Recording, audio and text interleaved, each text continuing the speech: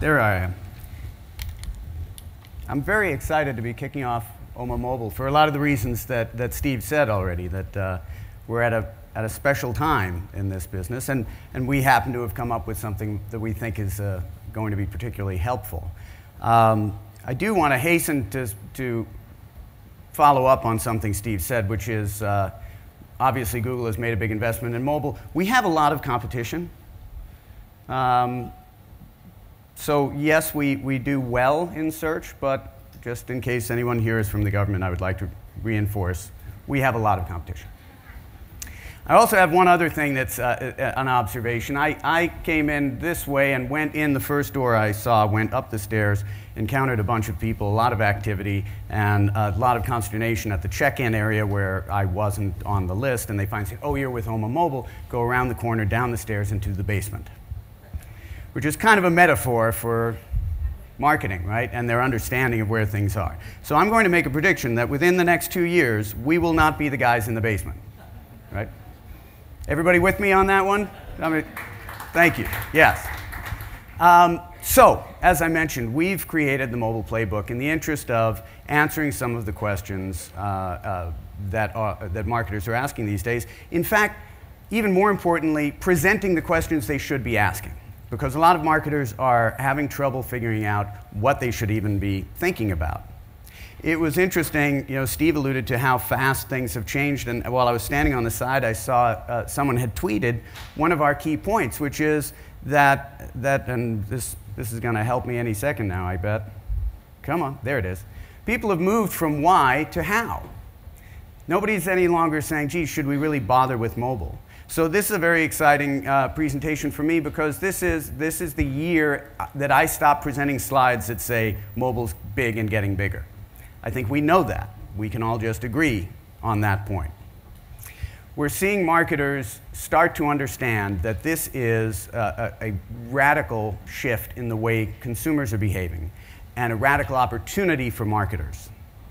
And so it's starting to emerge, how do we do this and how do we do this well? And before I delve into it, I want to say what's at stake. We're not talking about winning in mobile. We're talking about winning in marketing. Mobile is going to be that critical to the future of marketing. So we bucketed this into 3 different buckets and 5 different questions after talking to hundreds and hundreds of advertisers and seeing the kind of feedback we're getting. So the first bucket is winning the moments that matter. And really the 2 questions are, how does mobile change my value proposition and how I relate that to consumers? And then how does mobile impact our digital destinations? Which leads to, how do I make better decisions? And really the question is, am I organizing my team around mobile in the appropriate way? Finally, the last bucket is going bigger and faster. So how should my marketing in general adapt to mobile? And we wanted to slice off a specific question for tablet. How do I behave with tablet, which really is a discrete segment of the audience. Now, before I launch into the content, I'd invite you to follow along. Either take a picture of the QR code or go to the site. This is available on any platform, but is particularly cool to explore on your tablet device if you have one with you today. This is not one of those presentations where they ask you to turn off your phones. I will offer one caution. If you are following along, there is a lot more content online than what I'm going to show you here. So just stay on your feet so we all stay together. With that, let's get into our first question. How does mobile change our value proposition? And I've said this to dozens, if not hundreds, of advertisers over the last couple of years. When we talk about what questions you're asking, the questions are not around what should my app do. The questions are around the fact that we have taken a computer that has access to the internet and put it in a consumer's hands at all times, a device that can see, can talk, can hear, can show images, can feel, knows where it is in the world, and knows how it's moving. That is the construct you need to be working within. Don't get consumed with the, you know, what am I doing in mobile versus this? What am I doing on the internet versus mobile? What you want to think about is, what opportunities does a device that can do these things do for a consumer, and how does the authenticity of my brand relate to that? Let's look at an example from Hotels.com. We're heading to Lake Tahoe. To be a last minute from the book, that hotel in free fall.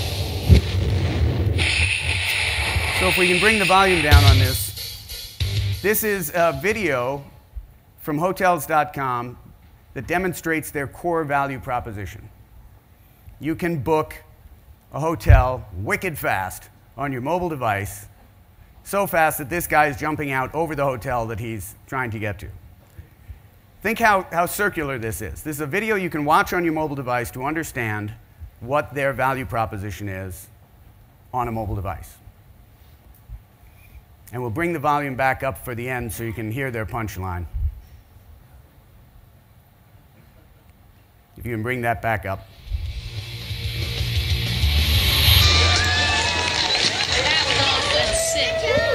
Did you get it? I think I got it. Do we have a reservation for Mr. J.T. Holmes, please? Woo! Landing was a bit of a doozy. Hold, please. Let me check our system. Yes, I have a reservation for Mr. Holmes. You got it? No way, we got it! Oh, Yeah! Stuck that. I nailed it. So that's kind of fun, but it's consistent with the platform and it's consistent with the brand, and it shows a deep understanding of how to communicate on mobile.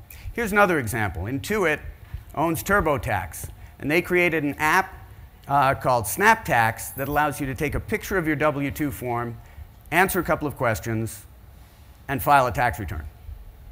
It is adding value to the consumer, it is true to the brand, it is consistent with what their tone of voice should be. That's the kind of radical shift that we're talking about. So the other cool thing is that this isn't just about connecting people with the internet. It's driving behavior locally. 90% of all smartphone users have made a local search. At Google, we know that about a third of all mobile searches have a local intent. If I'm searching for pizza, I'm looking for pizza near me now. That creates a real-world opportunity, not just the internet opportunity.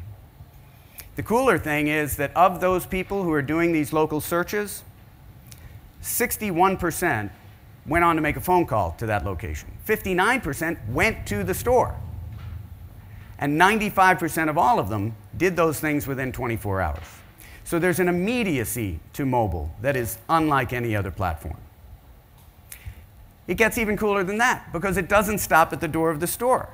Consumers are taking these devices right into the store and doing comparison shopping in the aisle. Think about what this means in terms of competition.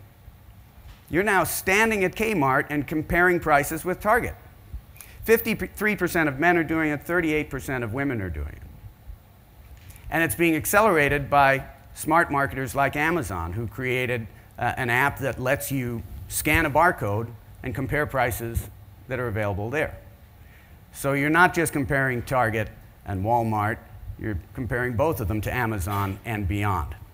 In fact, right now, 39% of all walkouts in brick-and-mortar stores are being driven by data that's available to consumers through their mobile device.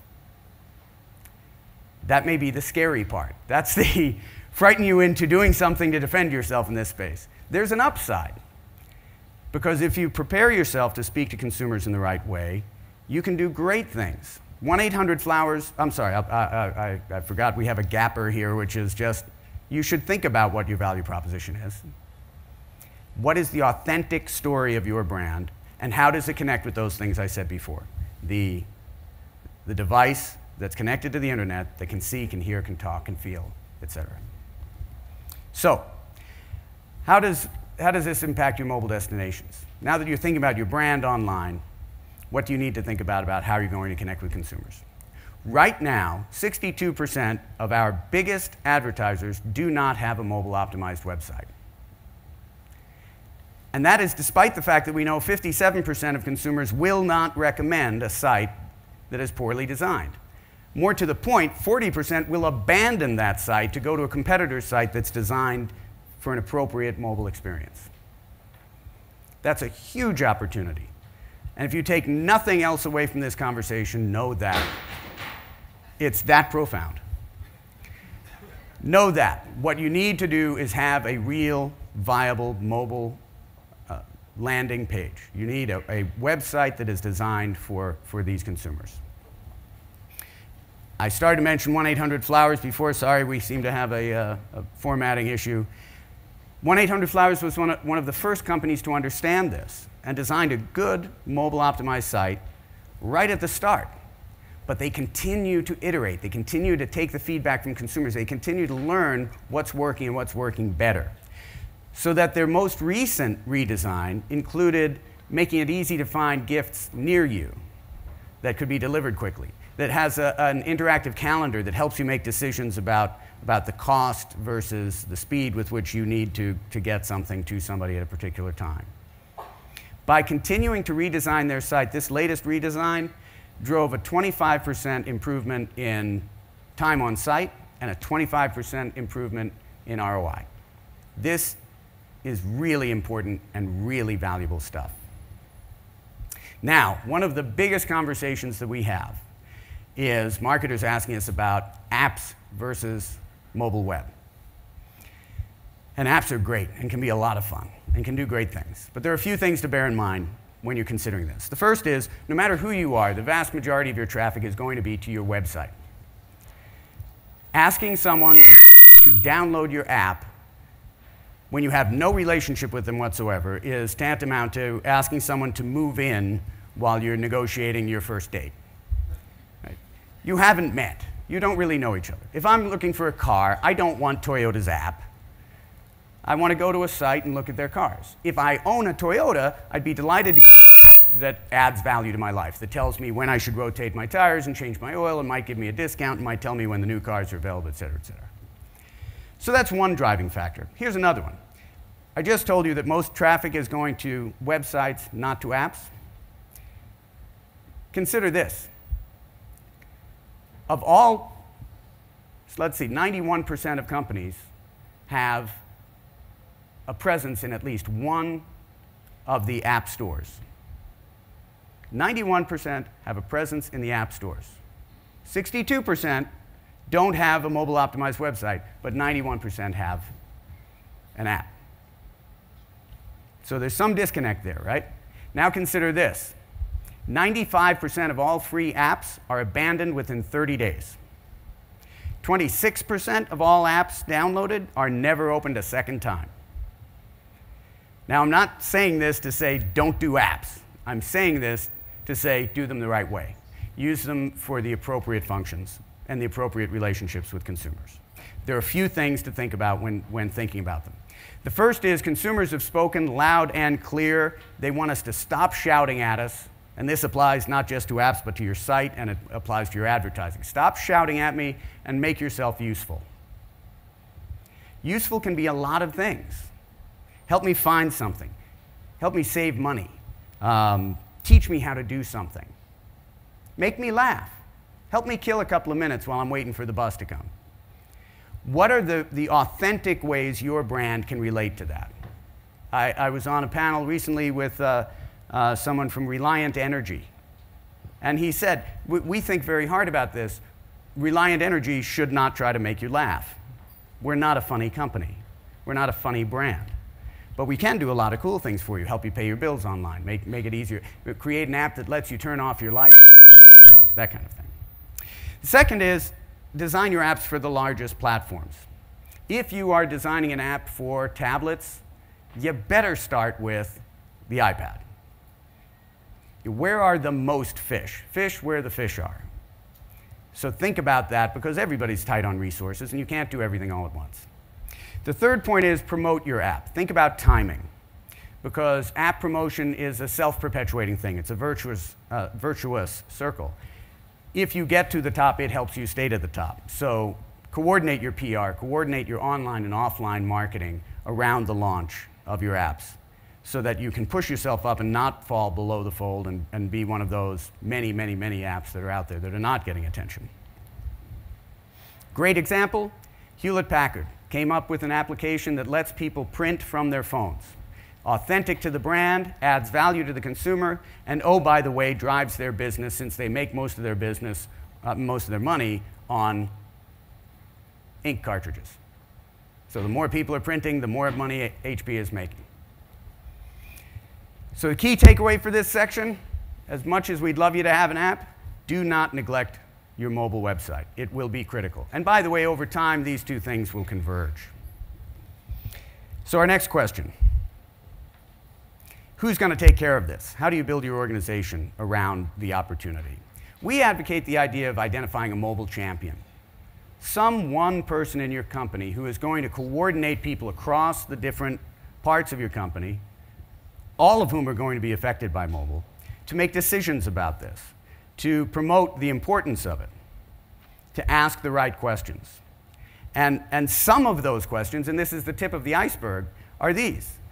Is mobile a key metric for your top management? How often are you reviewing these stats? Who knows that information about traffic and where it's coming from? Who's watching traffic trends, not just for yourself, but in general? What different decisions would key business stakeholders make if they had this information? Who's monitoring the competition and consumers? Which agencies are you working with? This is, as I said, the tip of the iceberg.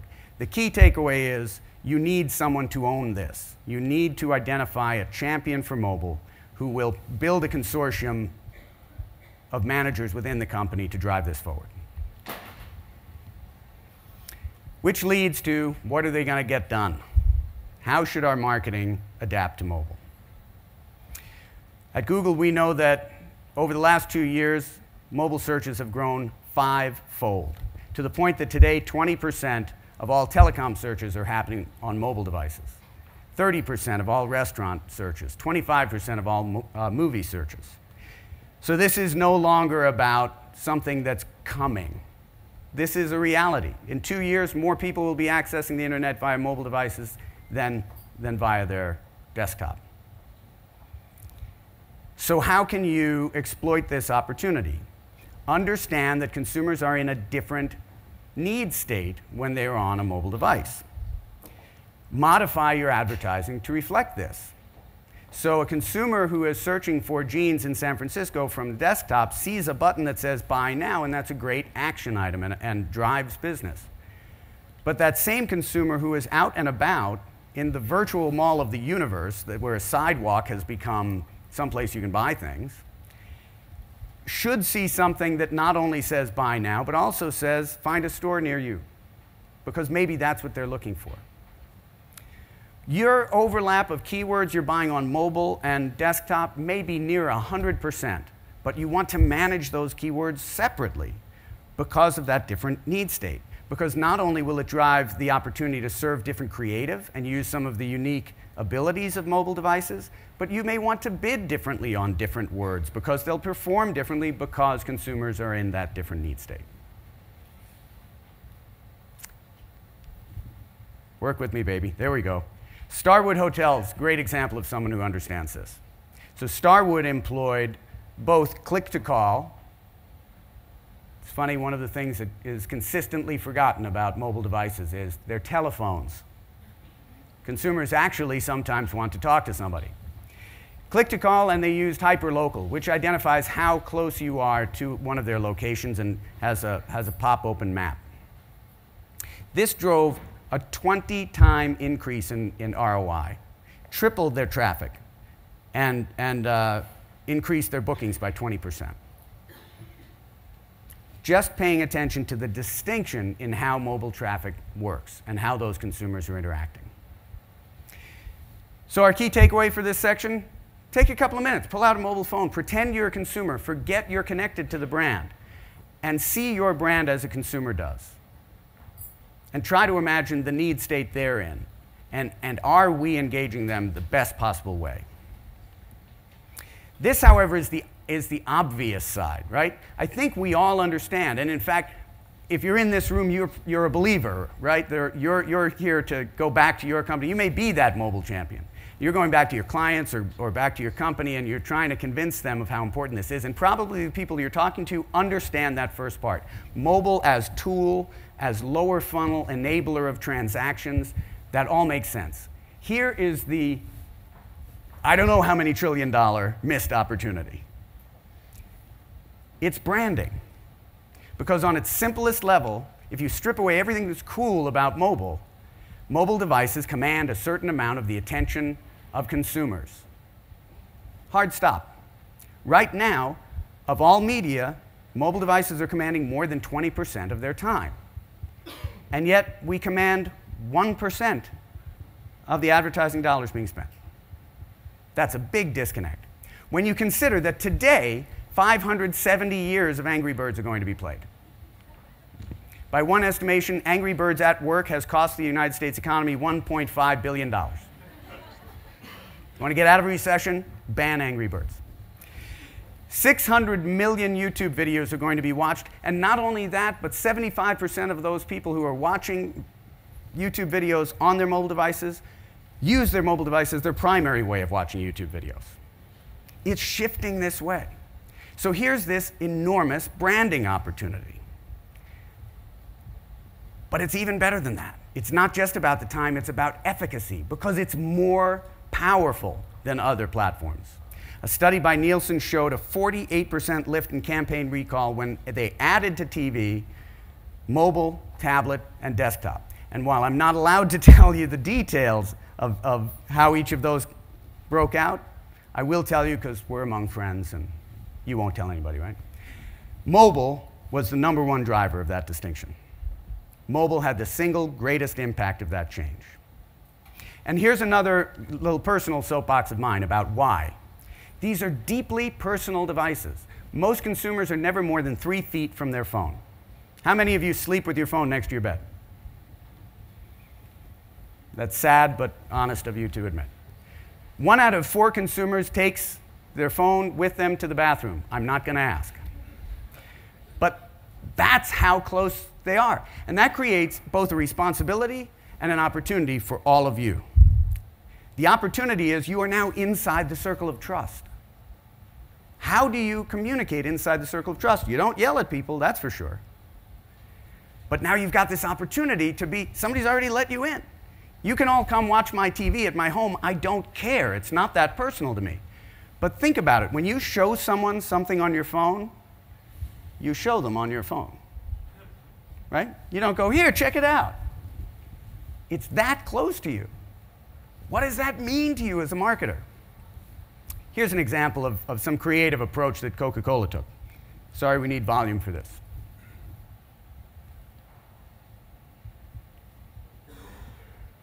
Volume coming up? Thank you. It allows users to connect with strangers by sending a Coke around the globe to an unsuspecting recipient. A dynamic video with Google Maps, Street View, and composite motion graphics shows the Coke's journey from the viewer's current location to the vending machine across the globe. Recipients are not only treated to the generosity of a stranger thousands of miles away, but they can also say thanks by sending a message of their own back to the user. Today's technology allows us to make good on a promise Coca-Cola made over 40 years ago and lets users buy the world of Coke from the palm of their hand. So the part you missed was that this was a rethinking, a reimagining of Coca-Cola's famous campaign from a quarter century ago of people on a hilltop saying, I'd like to buy the world of Coke. Well, now you can from a vending machine. It's a mobile experience. So our key takeaway here is use this rich media capability in this highly personal device to brand yourself in a completely different way than you do on other platforms. And here's where it all comes together. Mobile can be the connective tissue between the real world and the digital world. It used to be, I'm on my computer, I'm on the internet, now I'm out doing my thing. Now they're coming together. These are both connected by mobile. So how can you leverage that? How can you not say, here's our mobile campaign and here's our outdoor campaign, and instead say, here's what we're doing, and here's how mobile will connect up what we're doing in print, on TV, outdoor, online, radio, etc. I'm guessing everyone in this room has read the story about Tesco, right? Home Plus in South Korea, they were a distant #2 grocery chain. They couldn't possibly build more stores than #1, so they took out subway billboards. And all the billboards were complete, perfect replicas of their shelves with QR codes like what you see up here. And so consumers, while commuting, were able to do their shopping, order, and have groceries delivered to their home when they got back. That part you probably heard of. What you might not know is that 3 times so far, Procter & Gamble has done this with partners in the in North America. The 3rd time was with Well.ca in Canada, just about a month ago. And Well.ca, who was already selling Procter & Gamble products online, reported that on the first day of this new experiment of bringing mobile and the real world together, on the first day they sold more Tide detergent than they had the entire previous month. There is power in this. And so your takeaway here is, how do I think about mobile cohesively, connected to everything that we're doing? This leads to our last section, tablet. Tablet, again, is distinct. It behaves differently. Consumers behave differently on the platform. It's a small opportunity right now, but in a couple of years, there'll be more than 200 million of these in the market. And we know even more than the opportunity to reach people is the profoundly powerful effect these have.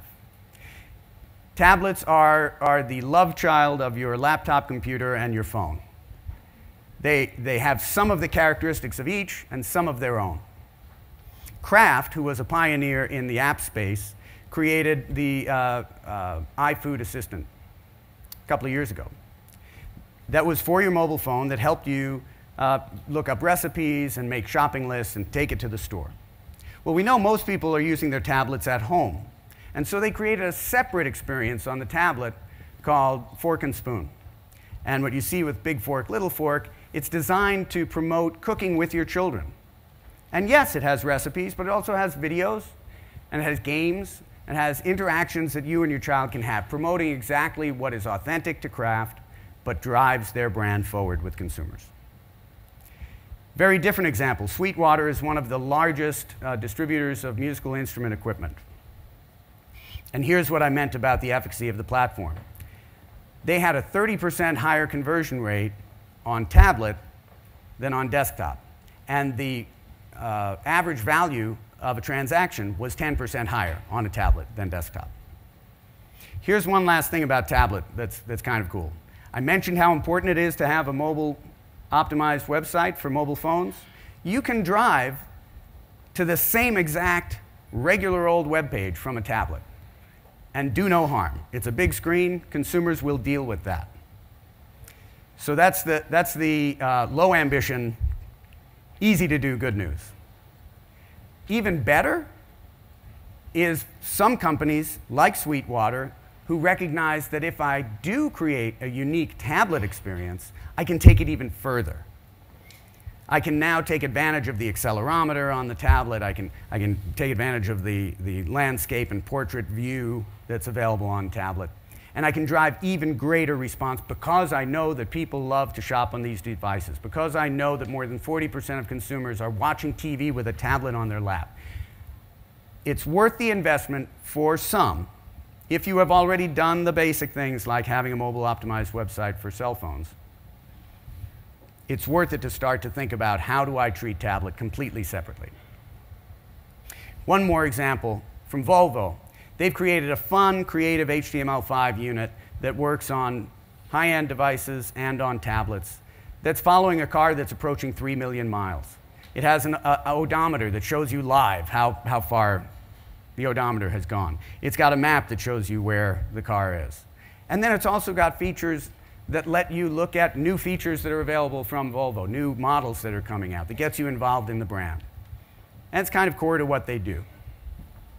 Again, as I said earlier, get out your tablet. Think like a consumer. See what their experience is. So with that, I want to wrap up, and I want to give you this parting thought. As I said at the outset, we don't need to talk anymore about how big mobile is. It's huge, and it's getting way bigger really fast.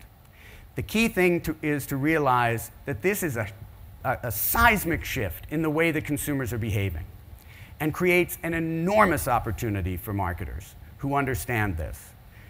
Because to understand this is not just to win in mobile, it is to win in marketing. It will be the platform that determines how companies perform going forward. One more time, I would like to invite you to visit the mobile Playbook. During the show, anytime, it'll be there waiting for you. There's a lot of good information there, and in fact, if you are one of those people who's trying to convince people inside your company of what the opportunity is, this would be a great URL to share with them. Thank you very much for your time. Thank you. Thank you, Tim. We have a few minutes for questions. Ladies and gentlemen, real quick, when you have a question throughout the day, if you could please stand and mention your name and company, that would be terrific. Thank you. If you could sing your school song. That might be tough. It was a small school. I'm Jeff Goldberg, the Weather Channel. Hi, Jeff. Quick question. So there's all these articles now about sort of the growth rate of mobile adoption, the issue, how do you monetize it? There's one in Mobile Marketer today about Facebook and Google potentially being in trouble down the future in terms of the seismic shift. What are your thoughts on sort of the future and how we, react to that shift? Well, it comes back to what I was saying. This is an inevitability. It is foolish to pretend that this isn't going to be a critical factor in how things operate going forward. I think that the key thing for companies to recognize is that while the return may seem small at this time, you don't want to be figuring out how to do this later on. It's only going to be more and more important to your business. And I hope that people have gotten to the point that they understand this. I mean, there used to be, I tell this to people regularly and they don't, few audiences get it, so we'll see if you hang with me here. There used to be a joke about Brazil, that Brazil is the world's next great economy, and it always will be. That's what mobile conversations have been. Oh, this is going to be huge, it's going to be huge. It is now. These are real numbers. So anyone who's ignoring that has their head in the sand, I think. Ashim Mehra with Barron Capital. A quick question for you, just to follow up on that. How many of the campaigns that you guys look at are actually location enabled in any sense, and do you get a premium for that from advertisers? You had to be from Barrett Capital. So I don't know that I can tell you the percentage, nor can I tell you what the actual dollars are. I can tell you that it is an increasingly important signal, and that advertisers are catching on to that. So location is one of a number of different extensions you can enable, and we are seeing significant adoption of it. Is that a fair answer? It's a vague answer, I know, but it's an answer. Yeah. You know where I work, so. Tim, since we're discussing how this really is a personal device, in the sense we've been talking about how personal mobile is forever, but only now are we really understanding what that means. I'm curious how you talk to companies about the process of personalization of the experience, since it's a personal device. It's something we talked about for 15, maybe 20 years on the web, and to some degree, not sure how far we even got in making the web a more personalized experience. It seems as if the stakes are a lot higher on this platform, and I wonder how companies start moving in that direction. Sure. Well, it's actually related to the question about the growth. I was speaking at the American Banker Conference, and someone said, yeah, but will people actually apply for a bank account on a mobile device? And I said, well, in 2 years, there are going to be more people on the internet via mobile devices than desktop. I will remind you that 10 years ago, we stood in the same room, and you said they wouldn't do these things on a desktop computer. So you know what's going to happen in 2 years? When there are more people using their phone than desktop to go on the internet, you know what people are going to do on their phones? Everything. There is nothing they won't be comfortable doing. This relates to your question, Steve, because there are huge concerns about privacy. We are all conscious of Apple's position on UDID, and companies are trying to figure out how to be responsible, yet take advantage not for ourselves, but for the consumer, to give them the best possible experience. So opportunities like mobile wallets, and we are operating in that space, but so is American Express and a number of different companies, These things will reach their full potential when the consumer is comfortable enough to say, you know what, it is safe, it's safer than my credit cards, and there's a lot of return for me to be open with this device. This will take some time. I mean, how many years ago was it that they cloned that sheep, right? Somebody cloned a sheep, and then after it, all the ethicists said, gee, should we clone sheep? I mean, is that something we really want to do? Same thing's happening with us. Facebook started sharing all kinds of information, and it was after the ability that we started to say, how much information do I want to share? So this is a philosophical question, obviously, and a very philosophical answer. But my point is, as we talk to marketers, we're in a space where both marketers and consumers are trying to catch up with the technology. How comfortable am I? And my personal belief is, as we move forward, consumers are only going to get more and more comfortable with this and it'll seem less scary. And they're going to say, I'm willing to share this information with you, particularly if I know you and trust you. I have a relationship with you.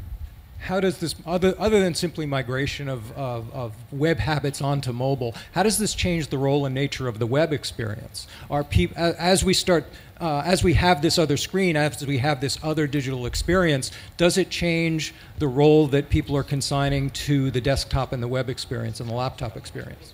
That's a great question. So I do think it certainly isn't going to kill it. But you need to start realizing that they are discrete experiences. There will be reasons you will choose to have a keyboard and a screen in front of you, and other reasons you'll choose to be on your tablet, and other reasons you'll choose to be on your mobile device. I mean, it was alluded to in the first breakfast presentation. You know, I asked a friend who was a little older than I am, who was a media director, and I said, back in the days when you bought 3 networks and reached 85% of the country, and you did all that in the upfront, what did you do the rest of the year? And he actually said, have you seen Mad Men? We were drunk a lot of the time. You know? Now, while the job might have been more interesting in that way, I think we live in the golden age of marketing. These jobs are crazy hard now, but so much more interesting to parse out where do we absolutely have to win, and where should we just have a presence? And what can we ignore altogether? I think this is just an amazing time. But to get back to your question, just like TV didn't kill radio, it changed radio. And mobile isn't going to kill desktop, but it will make it clear that there are different needs and different opportunities on each platform. Tim Reis, thank you very much. Thank you all.